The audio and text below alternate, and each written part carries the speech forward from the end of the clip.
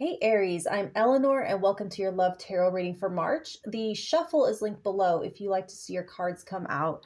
Your energy is emerging and this is your shared energy between you and the person on your mind. And I'm not attempting to pronounce anything from this deck, but there is an awareness arising between the two of you and you're feeling a call, almost a pull, but it's one with no explanation. It's like so subtle but undeniable at the same time. And this card talks about having to say yes to something without evidence, without a guarantee. They want you to surrender any doubt about this love because it's decreed is the word I'm hearing. Like this is an unconditional love that they're wanting you to open up to accepting.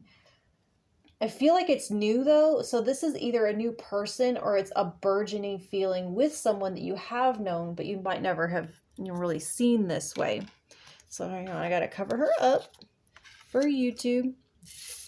So you have the Six of Wands and the Hanged Man. This is my Ferret deck. I think it is so cute.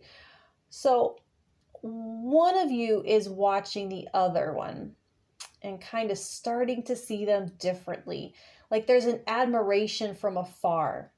And like one of you might be way more popular than the other one, like if you're in school and that's the thing. But I feel like it's you in the public eye and they're watching you shine. You're very successful here. So you know what it is? If someone feels out of reach, maybe you feel out of reach for each other. It's like you could be at a distance physically, but it's like, that's like one thing, but you could be gazing at each other and each one thinking that the other is out of their league. So that distance might not be like physical distance, but there's like a social distance or something. But it's like that the feelings are strong, but they might not be being demonstrated, which is why that call for trust, because you could be together, but you have to hold back because there's always people around. Like it reminds me of like a Leslie and Ben from Parks and Rec before they came out with their feelings, which first the feelings came out to each other before they became public because their jobs were at risk. So there's a reason you guys are holding back from each other.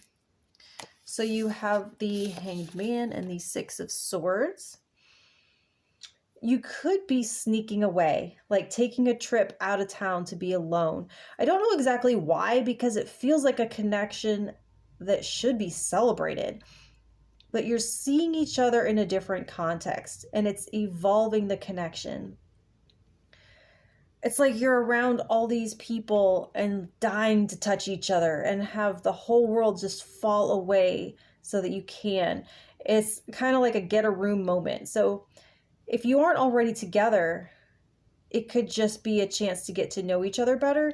It's that chance to finally have one-on-one time once everybody clears out. So if you're just in the friend stage, it's, hey, let's get out of here and get a coffee somewhere quiet. Let's get in the car and blow this joint, right? So with the Six of Swords and the Knight of Swords, you talk and you talk and you talk and you talk. So like you're talking constantly this month and you're talking about everything. So that's where this feeling of connection could be coming from. It's getting to know them completely and they're getting to know you completely. Like this vision of each other is starting to emerge.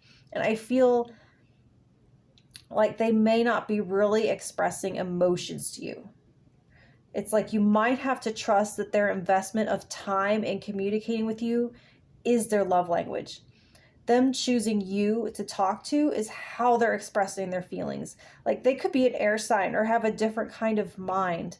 Like info dumping is it's called, I think, is like one of the neurodivergent love languages. My son is that way. And I've had partners that way where you're like, I just want to hear how beautiful I am and gaze into my eyes and be all lovey, and they're going on and on and on about their interests or something they think is going to impress me that they know about. And they are showing you love when you do that. So trust it and don't start doubting because it's different. I don't think you're going to get poetry from this person, but you'll get a lot of interesting conversation. I do not think they waste their intelligence on people that they don't think worthwhile. Okay. So you have the Knight of Swords and the Chariot. more and more you are coming into alignment and seeing each other in each of your own futures.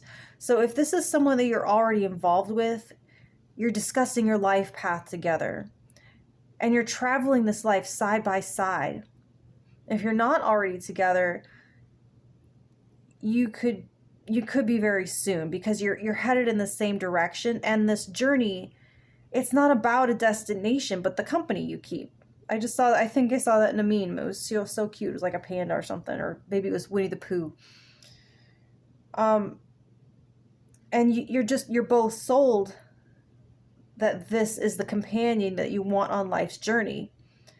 So this is for sure like a soulmate connection, but just remember that there's so many different types of soulmate connections, and they don't always end up with sex or romance.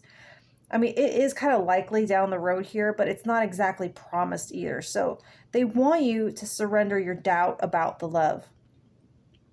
Maybe because those things aren't happening yet, which is causing you to question their feelings. But like I was getting earlier, this is decreed. That's the word that keeps coming up to me. So doubt could cause you to show up differently, which could cause doubt in them. So just do whatever you're doing now, side by side, and trust that where you're going together. All right, Aries, I hope that helps. I thought it was beautiful. I will talk to you soon. Thank you.